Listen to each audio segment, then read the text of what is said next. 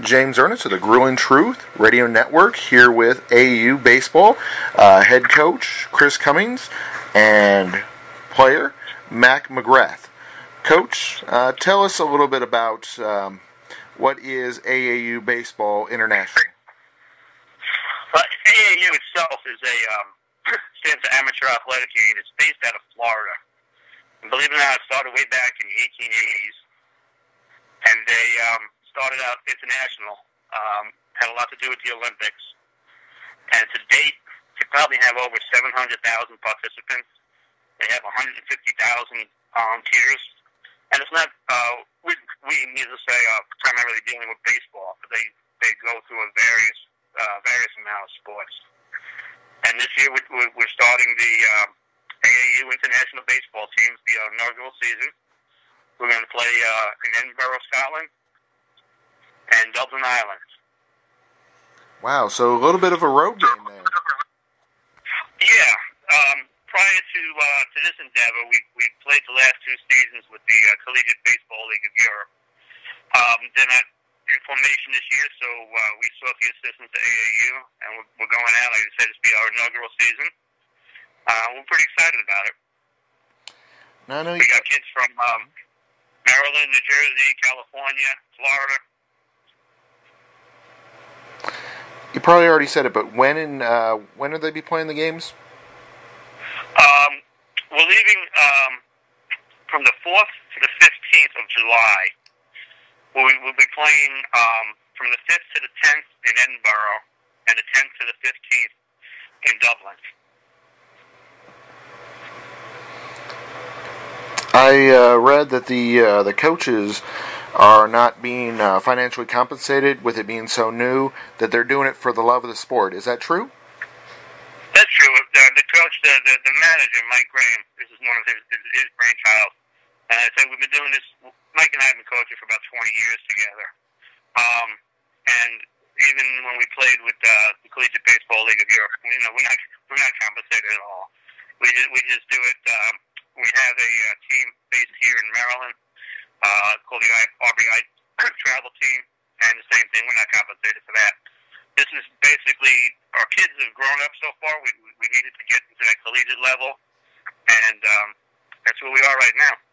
Nice. So in other words, it's all about giving back. It's all about the kids getting those opportunities to experience sports and life in other countries. Basically, yeah. And we can stay in the United States and get very good competition. But like I said, the last 2 years have been real eye openers.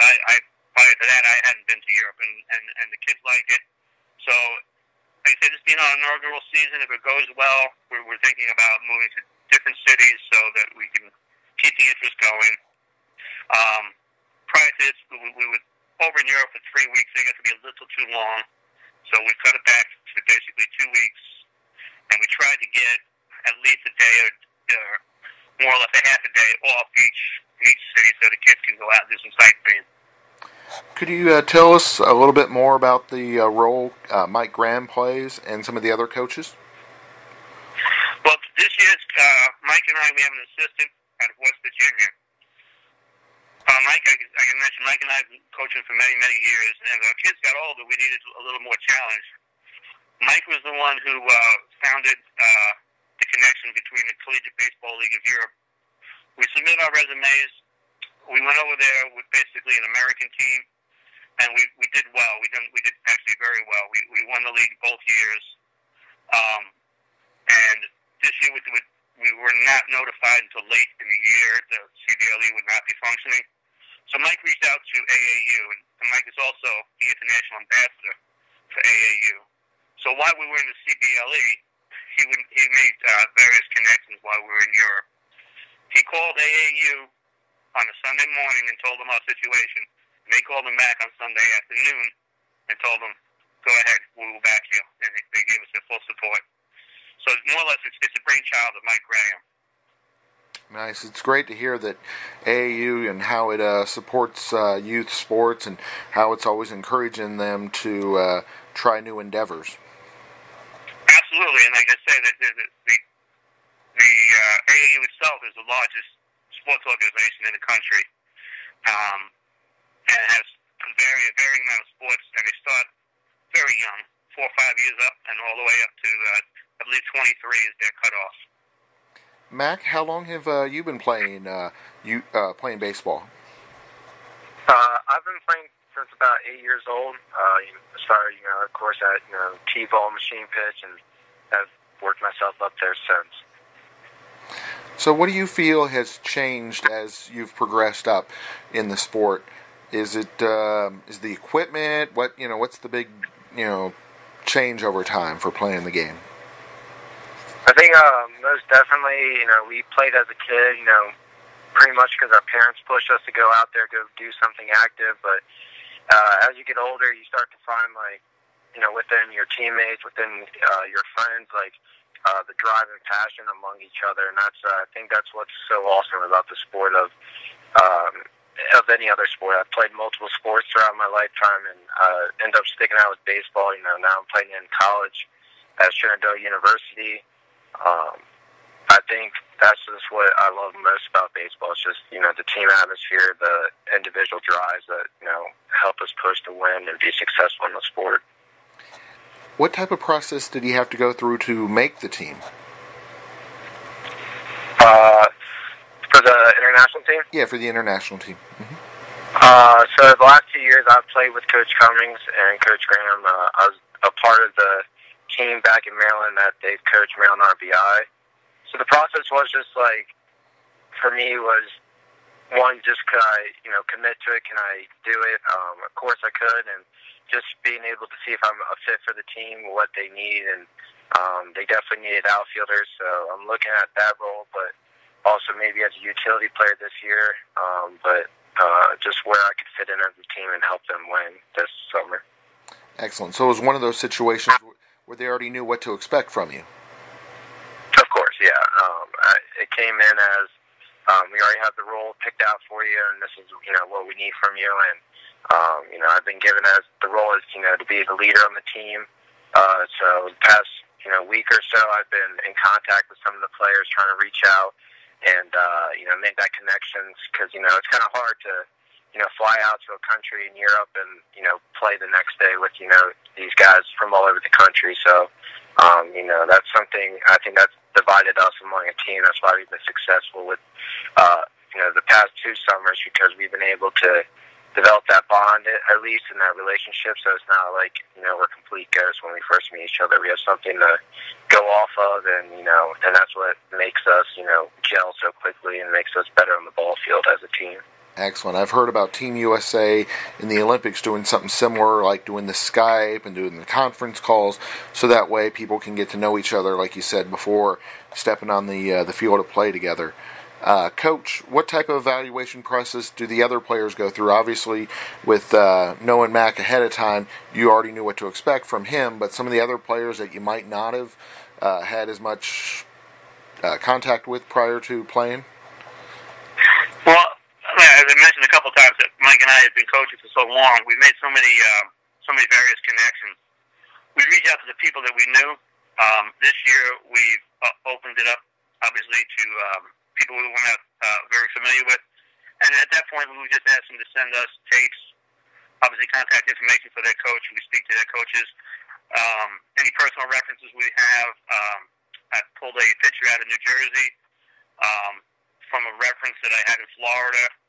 And not to say that we vet them, but we double check and make sure that they're up to the caliber that we're looking for. And when you open up a team like this, you don't want to have 20 shortstops. That's not going to help us. We need to get all the positions filled. So it's generally just once the people contact us, we go back to their coaches and any references that we can find, and more or less ensure that they're up to the quality that we're looking for. So with that, you mentioned what you're looking for. Is it more tangibles or intangibles, or a nice mix of both? It's a nice mix of both, and not only with the CBL League, but with the our Maryland team. It's just we've been very fortunate not only to get good players, but just good quality kids. And even though technically these guys are all adults, they're still kids to us. We've been very fortunate with the group of people that have applied. We're still short. We still need to get some recruiting done before we finalize our roster. But mainly, like I say, in order to qualify them, it's more or less word of mouth and whatever they can show us on film, and then confirm with their coaches not only the quality of player, but the quality of the kid, the quality of the person. That's what we're looking for. So what positions in particular are you looking for? Well, right now we're doing okay as far as our roster goes. We're a little short. We're looking for, when we move on to Ireland, our biggest concern is we're going to be playing 9-inning games, and that puts a toll on the pitching staff. So I'm looking for some pitchers only, and a couple of catches, and perhaps a couple of utility players. Our roster right now is at 12. We'd like to carry 16 at a minimum. So it's a matter of trying to get the word out and get as many people applying as we can, and we go from there. So it's mostly adding depth to the roster, it sounds like, because it sounds like you've got a lot of your core guys. Yeah. So, let's see.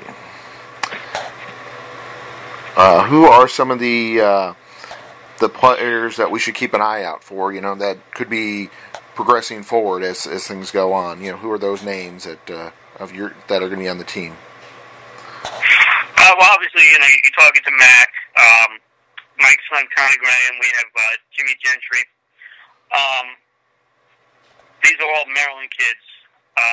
We have a kid, Daniel Keating, out of Florida. He's young. He just turned 18. He played with us last year in Europe. The other players that we've had on the team have graduated. One of our pitchers last year will not be available because he already got his tryouts with the Cincinnati Reds this year, so we're not going to be able to use him. So the other players, other than the ones that I mentioned, will be new to me. So I have to see their talent, but they're coming from a varying amount of community colleges up to D1s. I have a couple of Division I pitchers. So I'm assuming those are quality, but I couldn't tell you, off the top of my head. So who was the player that ended up moving on to the Reds? He's in his senior year. He goes to the Rochester Institute of Technology in Rochester, New York. His name is Brian Reed. He came and played with us last year, and he actually threw a no-hitter for us. And I'm going to say it was probably the latter part of November or December that the Reds wanted him to come try out this spring. Excellent. I'll definitely keep an eye out for him. I'm down here in Cincinnati, and a lot of times I cover their farm teams, Louisville and Dayton. So that would be great to see one of your former players, progress. Oh, absolutely! You can't miss him. He's 6'6", so he'll stick out. Let's see. So tell us about some of the teams that you've played in the. They're expecting to play in the tournament in the season. Any of them in particular really stand out that they, that rise above the rest? I would say this year, yes. In the CBL League, it was mainly Americans, but this year when we go to Glasgow, we'll be playing the Scottish national team, and if you play anything national, they're going to be good. And then the city of Edinburgh has several good club teams, and they all go by. They start off with the Edinburgh, but the Edinburgh Giants, the Diamond Devils, those are good. And then when we move on to Ireland, we're going to be playing the Irish national team. We're going to be playing the Irish national all-star team. One team that raises curiosity for me is we're playing a NATO team, a U.S. military team. So I think we're going to see some good quality teams over there. Sounds like it. This being our inaugural season, we're not sure what to expect, but when you see national team behind them, because last year we played the French national team, and they have different levels, and we played their medium level, and we ended up beating them, but they play at a much higher level than we would on a normal season. So we're looking for some really good competition over there. It sounds like a great experience for players and for everyone involved. So, like you were saying, there's a couple spots still available. If they're wanting to find out about those spots or they're wanting to recommend someone for those spots, where would they find you all on social media or on the web? The best way to do it would be to play AAUBaseball.com. And once you get on there, there's a link for international. And the webpage is Mike Graham also did the webpage. It has all the information you can need as far as the itinerary, the coaching staff, the teams we're playing. But that's the easiest way to, the most efficient way to get through. And I like I say, I offer it out to anybody who, in your audience, coaches, parents. Go ahead and take a look. And as I mentioned earlier, right now we're looking for some pitchers, a couple of catchers, a couple of utility players. We'd love to have anybody. Like I say, this year we have people from Florida, New Jersey, California. So we like to get a good mix of people other than me bringing my core group from Maryland. It's worked well for us over the last couple of years. Definitely. It sounds like it's been a success and a great start to a great organization. Any final thoughts before we let you go? No, I just appreciate the time, and I hope we can get some recruits out of this. Sounds great. And how about you, Mac? Any final thoughts? I am okay, but also thank you for the opportunity. It was a great surprise to hear, and I appreciate your time. Hey, it's our pleasure. We wish you the best, and we look forward to hearing the positive results of the trip over to Ireland and Scotland. Thank you, James. I appreciate it. Welcome.